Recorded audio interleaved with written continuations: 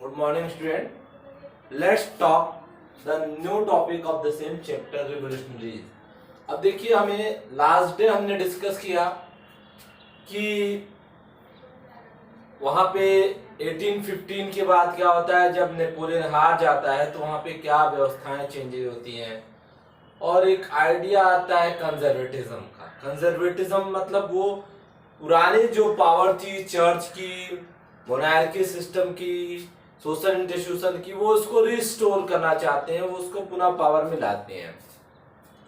तो ये सत्ता चल रही होती है, लेकिन जब जो कंजर्वेटिव थे जो पुनः पावर में आते हैं वो चाहते हैं कि हमारी पावर बनी रहे, हमारी अथॉरिटी बनी रहे, तो अपने विरोधियों को रिप्रेस करने लगते हैं, कुचलने लगते हैं, मतलब उनको अपने रास्ते से हटाने लगते हैं। तो जब जो लोग चेंजेस चाह रहे थे, एक्सपेक्ट कर रहे थे कि राजा जो होगा वो एक नए रिफॉर्म के साथ होगा, एक नए मॉडर्नाइजेशन थॉट के साथ होगा, वो चीजें वो परिस्थितियों में नहीं पाते हैं। सो दे वांट टू चेंज, और जब चेंज आता है तभी रिवॉल्यूशन की बात आती है, क्रांति की बात आती है। और हर जगह जब रिवॉल्यूशन होता है तो there are some person who believed in the thought of revolutionary, ठीक है, यानी क्रांतिकारी भावनाएं, कुछ चेंज करने का, कुछ बदलने का। आपके बुक में जो स्टेंजा दिया है उसके पॉइंट्स को मैं रीड करता हूं and I will also define the all points. Let's see. After the defeat of Napoleon 1850, because the spirit of conservatism had set to so many revolutionaries went underground. However, they formed the secret society to fight for liberty and freedom. यहाँ ये बात कही जा रही है कि जब Napoleon देश से, मतलब नेपोलियन हार गया, उसको लोगों ने वाटरलू के बारे में हरा दिया, कंजर्वेटिज्म को लाया गया, उसके बाद क्या हुआ, कंजर्वेटिव जो है वो पुनः अपने दुश्मनों को, अपने एनिमीज को क्या करने लगे, कुचलने लगे, दबाने लगे।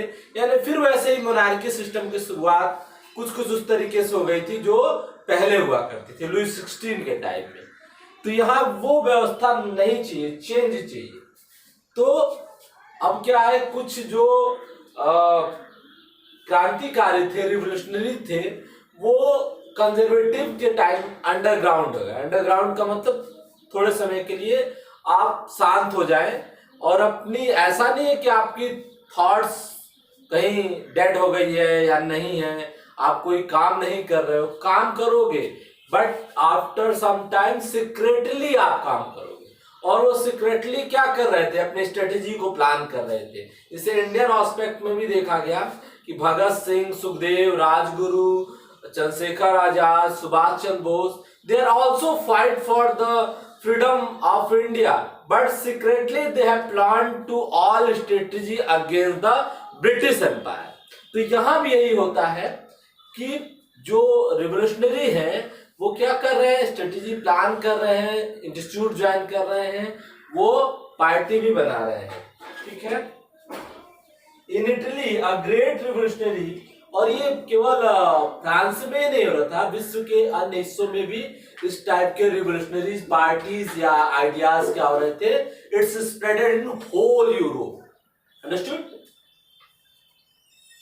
In Italy, great revolutionary Mazzini, after becoming a member of secret society of Carbonari, started a revolutionary opposition of monarchy and frightened the conservatism with his vision of democratic republic.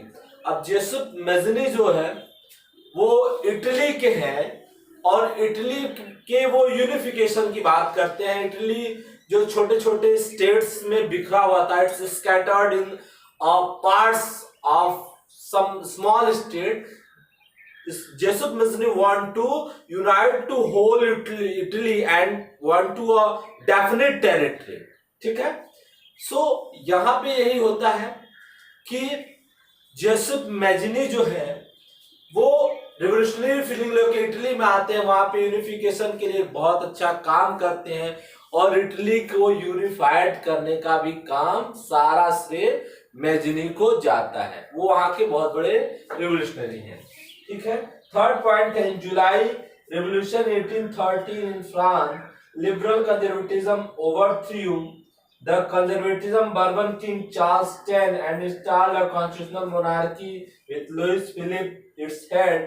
मतलब कुछ समय के लिए कंजर्वेटिज्म को हटाया जाता है, constitutional monarchy लाई जाती है। कॉन्स्टिट्यूशनल मोनार्की का मतलब राजा रहेगा लेकिन वो संविधान के अनुसार करेगा, यानी अपनी इच्छा से ना, जनता की इच्छा से काम करना। ठीक है,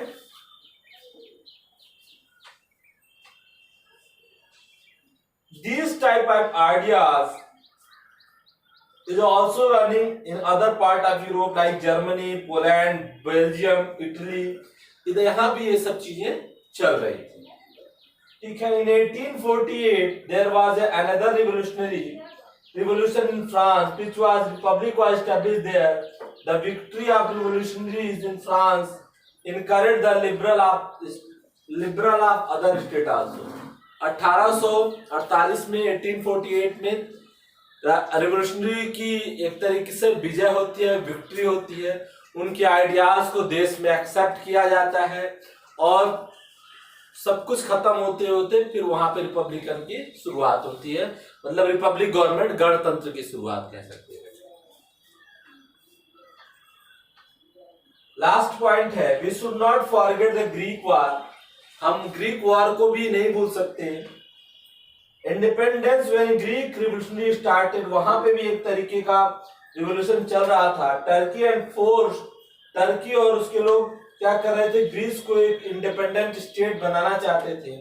और 1832 में वो ट्रीटी ऑफ कॉन्स्टेंटिनोपल भी साइन करते हैं और बाद में उसको फ्री कराते हैं, स्टेट का दर्जा दिलाते हैं। ये चीजें हमको इस टॉपिक में पढ़नी थी। Thank you.